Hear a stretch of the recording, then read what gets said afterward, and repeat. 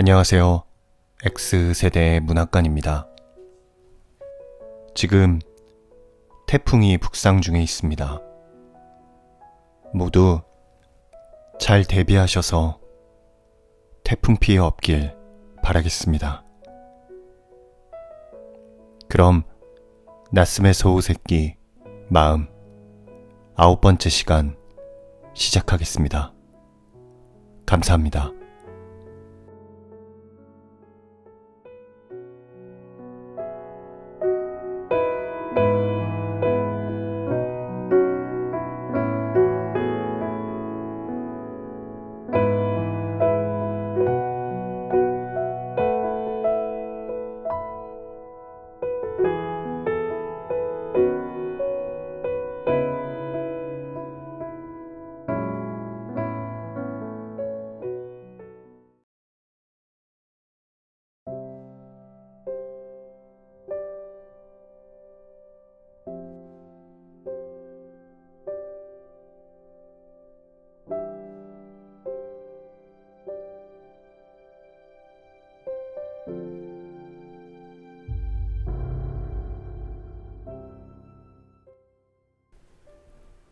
나는 불안한 마음으로 첫 페이지를 읽었다. 첫 장의 내용은 다음과 같다. 과거에 자네한테서 질문을 받았을 때 대답할 용기가 없었던 나는 지금 자네 앞에 그것을 확실히 밝힐 자유를 얻었다고 믿네. 하지만 그 자유는 자네가 상경하기 전에 다시 소실될 수 있는 가변적인 자유에 지나지 않아. 따라서 그것을 이용할 수 있는 시간을 최대한 살리지 않으면 나의 과거를 자네에게 간접 경험으로 가르쳐줄 기회를 영원히 잃어버리게 되고 마네. 그러면 일전에 그렇게 굳게 약속한 말이 거짓이 되고 말지. 그래서 난 지금 입으로 해야 할 말을 이렇게 펜을 쥐고 밝히고자 하네. 나는 여기까지 읽고 비로소 이 장문의 편지가 무엇 때문에 쓰여졌는지 그 이유를 알게 되었다. 내 일자리 같은 것에 대해 선생님이 편지를 보낼 뿐이 아니라는 건 진작에 알고 있었다. 그러나 글쓰기를 좋아하지 않는 선생님이 어째서 그 사건을 이렇게 길게 써서 내게 말해줄 마음이 드신 걸까? 선생님은 왜 내가 도쿄로 올라가 뵐 때까지 기다리지 못하신 걸까? 자유를 얻어서 이제 말을 한다. 그러나 그 자유는 다시 영원히 소실되어 버릴 것이다. 나는 마음속으로 이 구절을 되뇌이면서 의미를 파악하려 했었다. 갑자기 불안해졌다. 나는 계속해서 뒤를 읽어내려가려 했다. 그 순간 아버지 방에서 나를 부르는 형의 목소리가 들려왔다. 나는 깜짝 놀라 벌떡 일어섰다. 복도를 내달려 모두 앉아있는 방으로 뛰어들어갔다. 나는 드디어 아버지의 마지막 순간이 왔음을 감지했다. 아버지 방에는 언제 도착했는지 의사가 와 있었다. 최대한 환자를 편하게 해주라는 말과 함께 관장하는 법을 가르쳐주고 있었다. 간호사는 어젯밤을 꼬박 세워서 좀 쉬러 옆방으로 갔다. 관장하는 모습이 익숙하지 않은 형은 자리에서 일어나 어쩔 줄 몰라 하며 서 있었다. 내 얼굴을 보더니 네가 좀 대신하겠니? 하며 옆자리로 물러나 앉았다. 나는 형을 대신해서 기름 종이를 아버지의 엉덩이 밑에 갖다 대고 시중을 들었다. 아버지는 조금 편안해지신 것 같았다. 30분 정도 머리맡에 앉아 지켜보던 의사는 관장 결과를 살펴보고 다시 오겠다고 한 뒤 돌아갔다. 대문을 나서면 혹시라도 그 사이에 무슨 일이 생기면 곧바로 연락하라고 일러두고 갔다. 나는 당장이라도 꼭 무슨 일이 일어날 것만 같은 방을 걸어 나와 다시 선생님의 편지가 놓여있는 곳으로 갔다. 하지만 나는 마음을 안정할 수가 없었다. 책상 앞에 앉자마자 누가 또 큰 소리로 날 부를 것이다. 그러면 그것으로 마지막이다. 두려움으로 손이 떨렸다. 나는 선생님의 편지를 내용은 읽지 않고 페이지만 넘겨갔다. 내 눈은 칸에서 벗어나지 않고 있는 글씨를 바라보고 있었다. 하지만 내용을 읽을 여유는 없었다. 눈앞에 있는 글자들을 읽을 여유조차 마음 놓고 가질 수 없는 상황이었다. 나는 마지막 장까지 차례차례 넘겨보고 다시 그 종이다발을 원래대로 접어 책상 위에 올려놓았다. 그때 갑자기 결말을 예고하는 듯한 구절이 내 눈에 꽂혔다. 이 편지가 자네에게 도착할 즈음에는 나는 이미 이 세상에는 없을 걸세. 죽어 있겠지. 나는 갑자기 숨이 멈추는 듯 했다.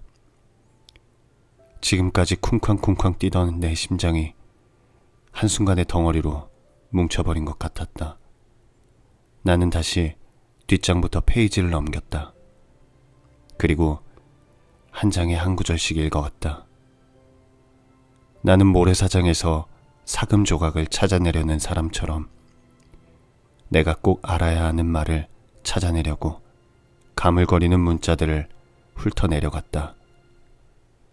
그때 내가 알고자 했던 것은 단지 선생님의 안부였다. 선생님의 과거, 선생님이 내게 말해주겠다고 약속하신 내가 그토록 궁금해했던 과거는 그 순간 내게 전혀 중요하지 않았다. 나는 끝까지 페이지를 넘겼는데도 내가 찾는 구절이 쉽게 보이지 않는 그 기나긴 편지 꾸러미를 손으로 꽉 쥐었다. 나는 다시 아버지를 살펴보러 방문까지 갔다. 환자의 방은 의외로 조용했다. 수척한 얼굴을 하고 머리맡에 앉아 계시던 어머니를 손짓으로 불러서 물었다. 좀 어떠세요, 아버지는? 지금 좀 잠잠해지신 것 같다. 나는 아버지의 눈앞에 얼굴을 갖다 대고 좀 어떠세요? 관장을 하니까 좀 나으세요? 하고 물었다. 아버지는 고개를 끄덕이셨다.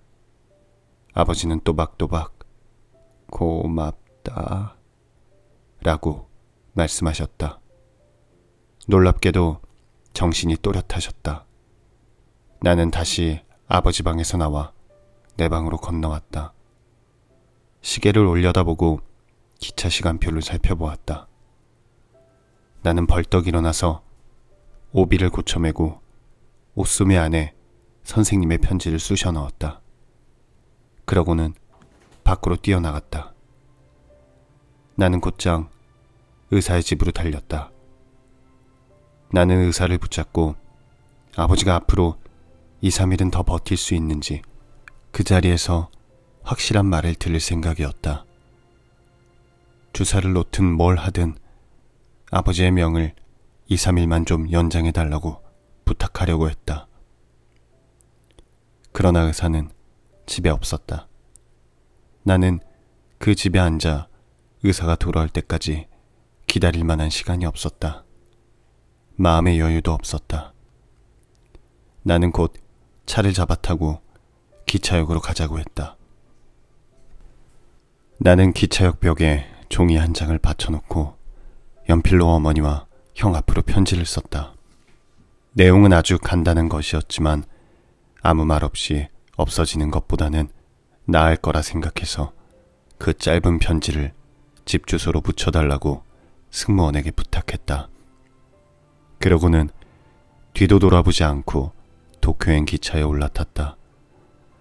나는 덜컹거리는 3등 열차에서 선생님의 편지를 꺼내 천천히 읽기 시작했다. 3. 선생님과 유서. 나는 올 여름 자네로부터 두세 통의 편지를 받았네. 도쿄에서 괜찮은 일자리를 구하고 싶으니 잘 부탁한다고 쓴 편지는 두 번째로 받은 것이었다고 기억하네. 나는 그 글을 읽고 뭔가 해주고 싶다는 생각을 했지. 적어도 그에 대한 답장 정도는 써보내야 하지 않을까 생각했네. 하지만 솔직히 고백하자면 난 자네의 부탁에 대해 아무런 노력도 하지 않았네. 자네도 알다시피 대인관계의 폭이 좁다고 하기보다는 이 세상을 혼자 살아가고 있다고 봐야 할 정도인 나에겐 자네 부탁을 위해 어떻게 해볼 여지가 없었던 걸세. 하지만 그건 그리 주된 이유는 아니야. 진실을 말하자면 나는 자네로부터 편지를 받을 당시 내 자신을 어찌해야 좋을지 몰라 번민에 빠져 있었다네. 지금처럼 인간 세계의 한 귀퉁이에서 미라처럼 살아가야 할지, 그렇지 않으면 그 당시에 나는 그렇지 않으면이란 말을 마음속으로 몇 번이나 반복해보고 섬뜩함을 느꼈네. 절벽 끝까지 달려가 갑자기 아득한 골짜기를 내려다본 사람처럼 말이야. 나는 비겁했네. 그리고 다른 비겁한 사람들처럼 나도 고민했던 거지. 유감스럽네만 당시 내 머릿속에는 자네의 존재가 거의 없었다고 해도 과언이 아니네. 좀 더 심하게 말하면 자네의 일자리, 자네의 먹고 살릴 따위는 내게 아무런 의미가 없었어. 어찌되든 상관없었다는 얘기지. 나는 그런 일에 신경 쓸 새가 없었던 거네. 나는 편지꽂이에 자네의 편지를 꽂아두고 가만히 팔짱을 끼고 앉아 생각했네. 집에 상당한 재산이 있는 사람이 졸업한 지 며칠 지나지도 않아서 일자리를 구하겠다고 어째 그리 안달하는지. 나는 오히려 그런 점이 안타까워서 멀리 있는 자네에게 좀 보자고 전보를 친 거였네. 자네는 받은 편지에 답장을 하지 않으면 찜찜해하는 사람이니까. 내가 변명을 좀 하자는 뜻에서 이런 얘기를 하는 거네. 자네 기분을 상하게 하려고 굳이 이렇게 비하하는 말을 하는 것이 아니야. 내 진심은 나중에 자네가 충분히 이해해 줄 거라고 믿네. 아무튼 나는 어떻게든 답변을 주었어야 하는 일을 그대로 지나쳤으니 그 게으름에 대해 자네 앞에 사죄하고 싶네. 그 후에 나는 자네에게 전보를 한 통 쳤지.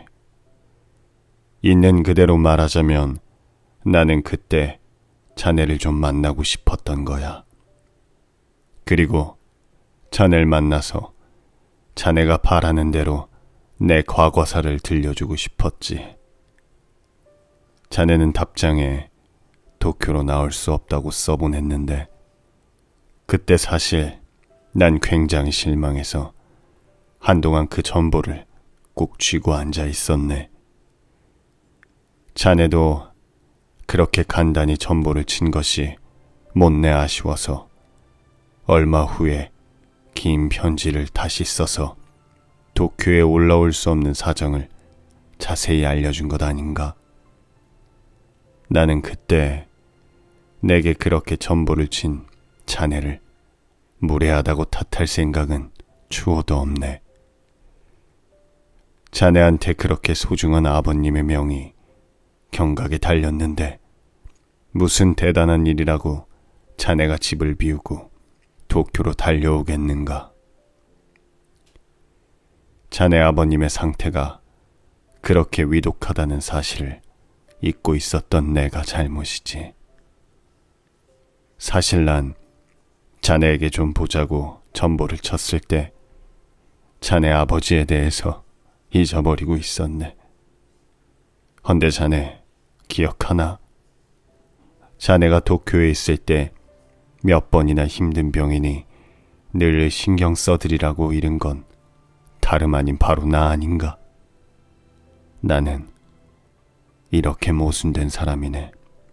아니, 내 이성이 근본적으로 그렇다기보다 나의 과거가 날 압박한 결과 이런 모순된 사람으로 변한 것일지도 모르지. 나는 그런 점에서 그것이 나의 불찰이었음을 깨닫고 있네. 그리고 자네에게 이 글을 빌어 용서를 구하고자 하네. 자네의 편지, 자네가 보낸 마지막 편지를 읽었을 때 나는 내가 실수했다고 생각했네. 그래서 그런 뜻을 담아 답장을 보낼까 하고 펜을 잡았는데 한 줄도 끝맺지 못하고 그만두었지. 어차피 글을 적어 보내려면 지금 자네가 들고 있는 이 편지를 쓰고 싶었기 때문이야. 그리고 이런 편지를 쓰기엔 그때가 시기상조라고 생각했기 때문에 그만둔 거야. 내가 그저 간단히 오지 않아도 된다고 전보를 친 것도 그 때문이고. 그러고 나서 난 이 편지를 쓰기 시작했네. 평소에는 그다지 펜을 드는 일이 없던 내게는 내 생각이, 사실 그대로의 상황 설명이, 또 내 사상이 진실하게 옮겨지지 않는 것이 큰 고통이었지. 그래서 자네에 대한 나의 이 의무를 한동안 방기했네. 하지만 펜을 내려놓았다고 다른 일을 할 수 있었던 건 아니야. 나는 1시간도 되지 않아서 다시 펜을 들었네. 자네 입장에서 보면 내가 의무에 충실한 사람이라 그런 것이라고 생각할 수도 있겠지. 나도 그 점을 부정하진 않겠네.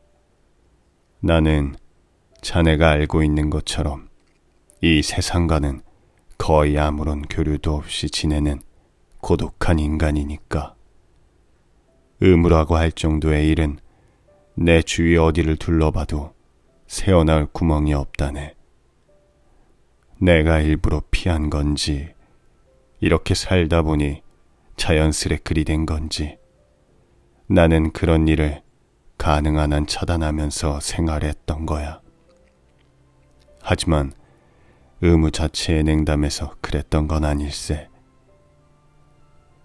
오히려 지나치게 예민해서 자극을 견딜 수 있을 만큼 내 자신이 강하지 못했기 때문에 자네가 알다시피 소극적인 나날들을 보냈던 거야. 그러니 한번 약속한 이상 그걸 지키지 않는 건 스스로 견디기 어려운 일인 거지. 나는 자네에게 이런 죄책감이 드는 걸 피하기 위해서라도 놓았던 펜을 다시 쥘 수밖에 없었네. 그리고 글로써 밝히고 싶었네. 자네에 대한 의무감은 자치하고라도 그저 내 과거사를 쓰고 싶었던 거야. 나의 과거는 나만의 경험이니 숨기든 밝히든 그건 내 소관이라고 해도 별 지장이 없지 않겠나. 그걸 다른 사람에게 알리지 않고 그대로 죽는 것이 아깝다는 생각도 들었고. 그래, 내게 그런 생각이 든 것도 사실이지. 단지 받아들이지 못할 사람에게 밝히는 거라면 내 경험을 내 생명과 함께 묻어버리는 쪽이 낫다고 생각하네. 사실 자네의 존재가 여기 없었다면 나의 과거는 간접적으로나마 누구에게 유용한 것이 되지 못하고 그저 어둠 속에 묻혀 있다가 그대로 사라졌겠지. 나는 몇 천만 명이나 되는 우리나라 사람들 가운데 유일하게 자네한테만 내 과거를 이야기하고 싶네.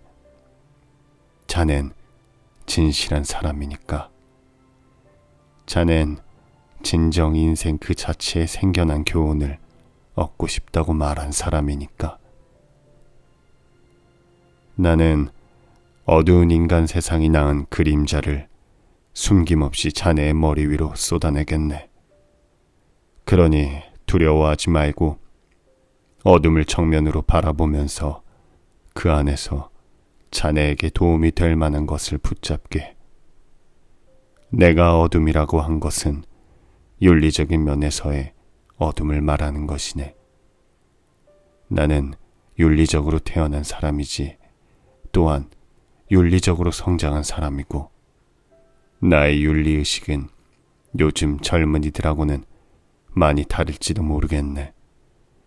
하지만 어떤 차이가 있든지 간에 내가 이해하고 있는 범위에서 난 나 자신을 그런 사람이라고 말하고자 하네.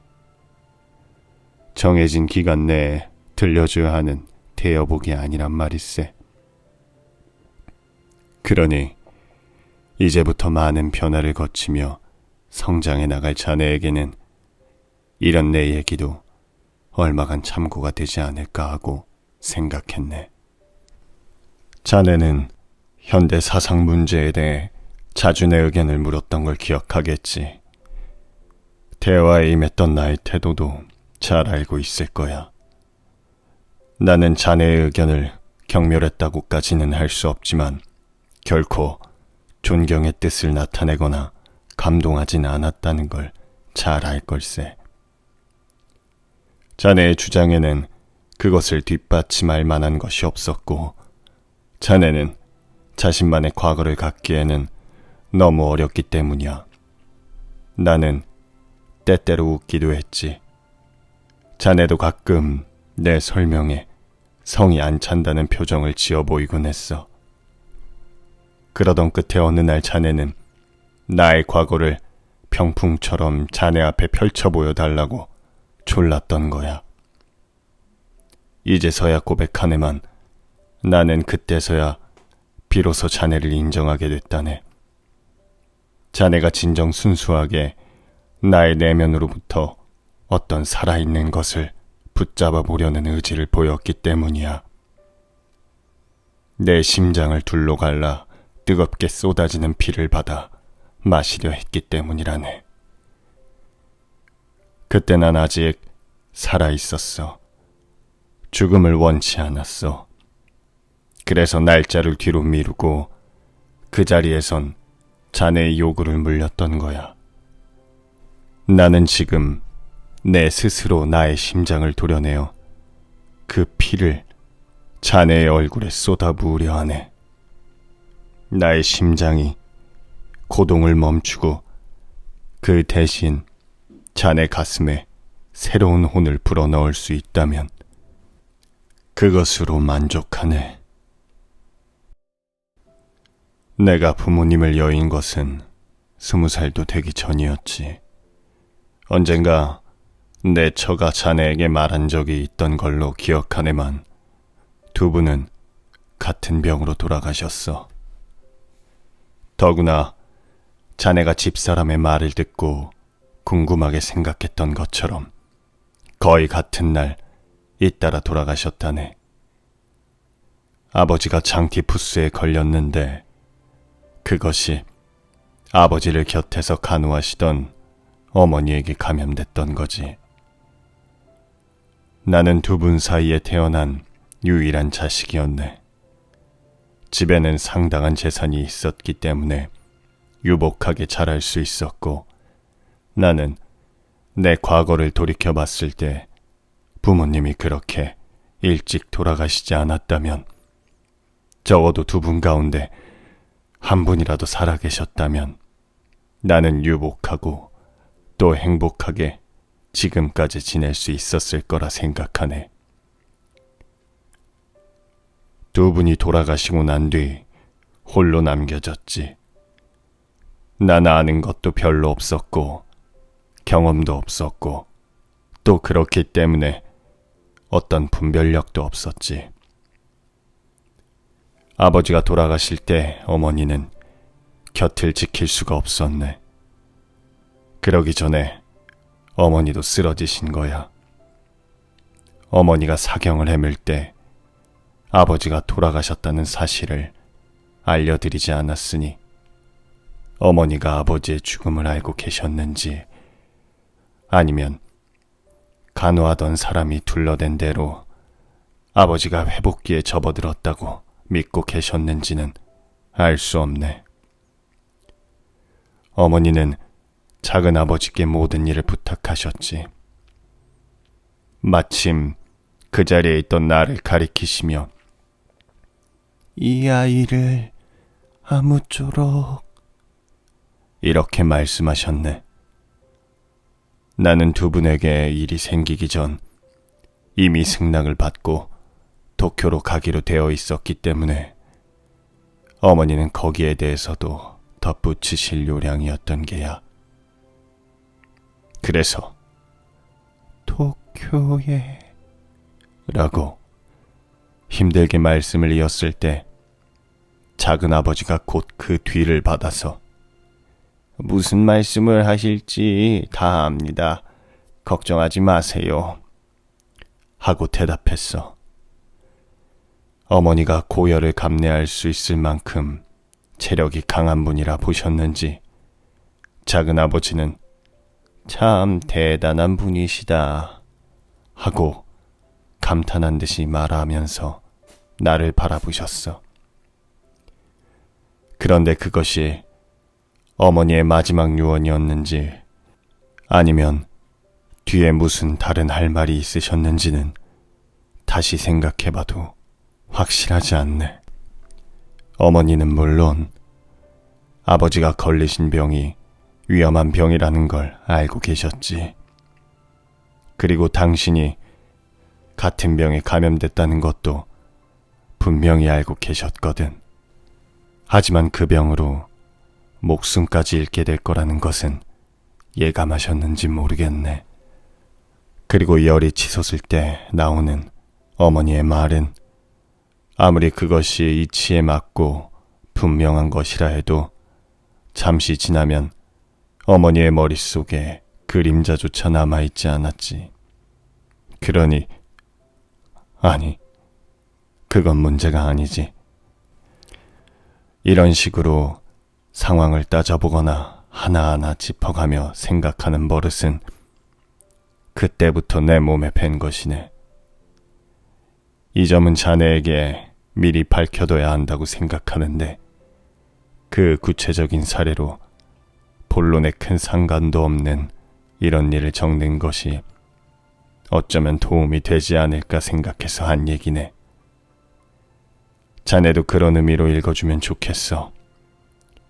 이런 내 성격이 윤리적인 면에서 나 자신의 행위나 동작에 영향을 미쳐 나는 그 이후로 점점 더 타인의 인격을 의심하게 됐다고 생각하네. 또 바로 이러한 점이 내가 번민하고 고뇌하는 바에 큰 영향을 미친 게 확실하기 때문에 자네도 기억해둘 필요가 있다고 보네. 여기서 이야기가 너무 본론을 벗어나면 파악하기 어려울 테니 이쯤에서 접고 나중에 다시 언급하지.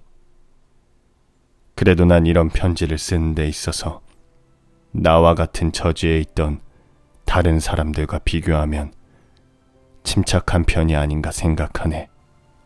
이 세상이 잠드는 시간이면 들리기 시작하는 전차 소리도 이제 끊어지고 들리지 않네. 비가 그친 바깥에는 언제부턴가 가련한 벌레들의 울음소리가 희미하게 들리면서 이슬에 젖은 촉촉한 가을을 떠올리게 하네. 아무것도 모르는 아내는 옆방에서 곤히 잠을 자고 있어. 펜을 들었더니 한액 그을 때마다 펜 끝에서 슥싹슥싹 소리가 나는군. 나는 지금 아주 침착하게 흰 종이와 마주하고 있네. 익숙치 않아 잉크가 칸을 벗어날지도 모르지만 그건 내 머릿속이 혼란스러워 글씨가 흐트러지는 것은 아니야. 어쨌든 홀로 남겨진 나는 어머니 말씀대로 작은 아버지를 의지하는 수밖에는 달리 어찌할 수가 없었네. 작은 아버지는 뒷일을 도맡아 처리하시고 나에 관한 모든 일을 돌보아 주셨지. 그리고 내가 바라는 대로 도쿄에 나가 공부할 수 있도록 당신이 모두 알아서 진행해 주셨네. 나는 도쿄로 올라와 고등학교에 입학했네. 그 당시 고등학교 학생들은 지금보다 훨씬 거칠고 난폭했다네.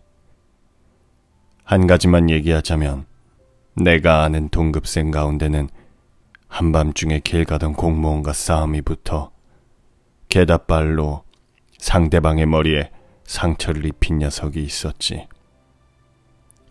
그게 말이야, 술에 취해 주정하다가 일어난 일이라 상대방과 정신없이 치고받던 중에 학교 모자를 상대에게 빼앗겼어.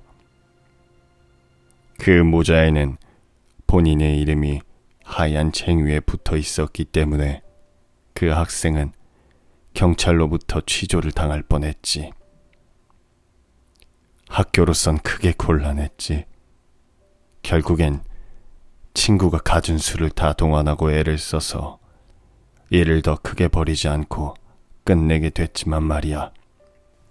세련된 요즘의 학교 분위기 속에서 성장한 자네에게 이런 난폭한 사건을 이야기해주면 틀림없이 그게 무슨 어리석은 짓이냐고 생각하겠지.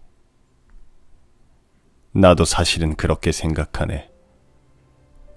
하지만 그 당시에 그런 친구들에게는 요즘 젊은이들에게는 없는 순수한 패기가 있었던 거야. 잘은 몰라도 요즘 젊은이들과는 차이가 있을 거야.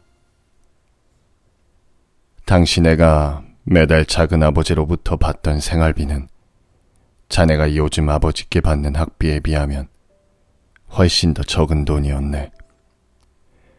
하지만 난 조금도 부족함을 느끼지 않았지. 경제적인 면에 있어서는 남을 부러워할 필요가 없었네.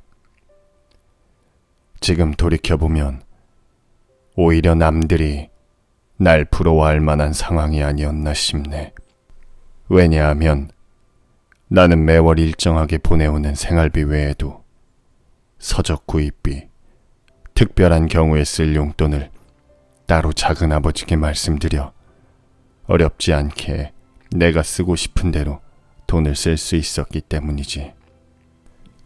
아무것도 몰랐던 나는 작은 아버지를 철석같이 믿고 있었을 뿐만 아니라 늘 감사한 마음을 갖고 작은 아버지를 존경했네. 작은 아버지는 사업가였지. 현 의원이기도 하셨고 말이야. 그 위치를 생각해봐도 짐작하겠지만 정당에도 연고가 있으셨던 걸로 기억하네. 아버지와 친형제간이었지만 사회적인 활동 면에서 보면 아버지와는 전혀 다른 방면의 소질을 키우셨던 것 같아.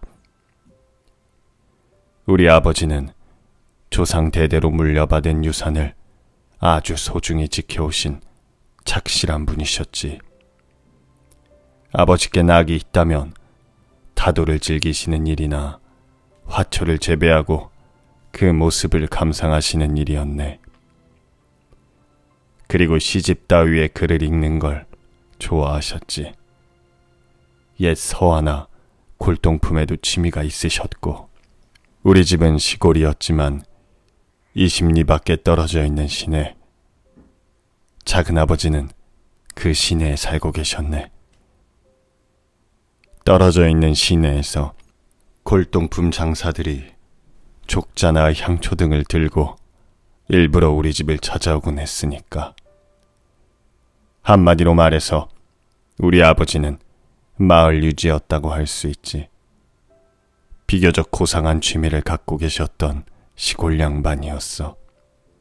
그러니 그 성품으로 말하면 활동적인 작은아버지와는 많이 달랐지. 그래도 두 사람은 이상하게도 사이가 좋았어. 아버지는 자주 작은아버지를 칭찬하시면서 당신보다 훨씬 영향력 있는 듬직한 사람이라고 말씀하셨지. 당신처럼 조상으로부터 재산을 물려받은 사람은 아무려면 세상 밖으로 나가 사람들과 경쟁하며 살 필요가 없으니까 타고난 재능을 널리 개발하지 못하고 조용히 뒤에 묻혀 살게 된다고 말씀하셨네. 그런 말씀은 어머니께도 하셨고 내게도 들려주셨지. 아버지는 내게 뭔가 깨우쳐 주시려고 그리 말씀하신 것 같아. 너도 잘 알아두어라. 그래서 난 아직도 그걸 잊지 않고 있지. 어쨌든 그 정도로 우리 아버지가 신뢰하고 칭찬하셨던 작은아버지를 내가 의심할 여지는 없었지. 나에게는 작은아버지가 자랑할 만한 분이셨어. 부모님이 돌아가시고 작은아버지께 모든 일을 신세져야 했던 나에게는 그분이 단순한 자랑거리 이상이었지. 내가 살아가는 데에 있어서 없어서는 안 될 사람이었으니까. 내가 여름방학이 되어 처음 고향에 내려갔을 때 부모님이 안 계신 나의 집에는 새로운 주인으로 작은아버지 내외분들이 들어와 살고 계셨네. 그건 내가 도쿄에 가기 전부터 그러기로 얘기가 되어 있던 거야. 형제도 없이 혼자 남겨진 내가 도쿄로 가게 된 이상 그렇게라도 해야지 별다른 수가 없지 않나. 작은아버지는 그 시기에 시내에 위치한 여러 회사 일에 손을 대고 계셨던 모양이야. 여러 사업을 돌보기에도 그렇고 원래 지내시던 집에 계시는 쪽이 20리나 떨어진 내 집으로 들어오시는 것보다 훨씬 편하다고 말씀하시면서 웃으셨지. 이건 부모님이 돌아가신 뒤 이 집을 어떻게 처리할까 하는 문제를 놓고 이야기를 하던 중에 작은아버지의 입에서 나온 말이네. 우리 집은 예부터 조상 대대로 물려받은 것이기 때문에 그 지역 사람들에게는 꽤 잘 알려져 있었지. 자네 고향도 마찬가지일 거라고 생각하네만 시골에서는 양반 집에 후계자가 있는데 그 유서 깊은 집을 외집 사람에게 판다거나 하면 마을 전체 아주 큰 사건이 되잖나. 지금 나한테 그런 일이 생긴다면 그다지 크게 신경 쓰지 않겠지만 그 당시는 내가 아직 어렸기 때문에 도쿄에 나가 공부는 해야지 집을 아무도 없이 그대로 방치할 수는 없는 노릇이지. 그렇다고 팔 수도 없지. 그래서 꽤나 고민했네. 그때 작은아버지가 내 부탁을 받고 하는 수 없이 우리 집으로 들어오시기로 한 거야. 하지만 작은아버지가 들어오시더라도 시내에 있는 집은 그대로 두고 양쪽 집을 왕래하시겠다는 조건을 달았지. 내가 그 일에 반대할 이유는 없지 않나. 나는 작은아버지가 어떤 조건을 붙이더라도 그때 도쿄로 나가서 공부를 해야 한다고 마음먹고 있었으니까. 당시 아직 어렸던 나는 고향을 떠나와 생활하면서도 마음은 늘 옛집을 그리워하며 머릿속에 떠올리곤 했지. 지금은 내가 여기 있지만 마음만 먹으면 당장이라도 돌아갈 내 집이 있다고 스스로를 위로하는 나그네의 심정이었다고나 할까. 방학만 하면 반드시 고향집으로 돌아가야 한다는 생각은 도쿄를 사랑하고 이곳 생활을 즐기던 나에게도 뿌리 깊은 것이었네. 나는 날이 밝으면 열심히 공부하고 친구들과 뛰어놀다가 밤이 되면 방학 때 돌아갈 고향집 꿈을 자주 꾸곤 했네. 내가 집을 비운 동안 작은아버지가 어떤 식으로 양쪽 집을 왕래하셨는지는 모르겠네. 내가 도착했을 때는 작은 집 식구가 모두 우리 집에 모여 있었어. 학교에 다녀야 하는 아이들은 학기 중엔 시내에 있는 집에 있다가 방학을 하면 시골에 있는 내 집에 놀러와 머물렀던 모양이네.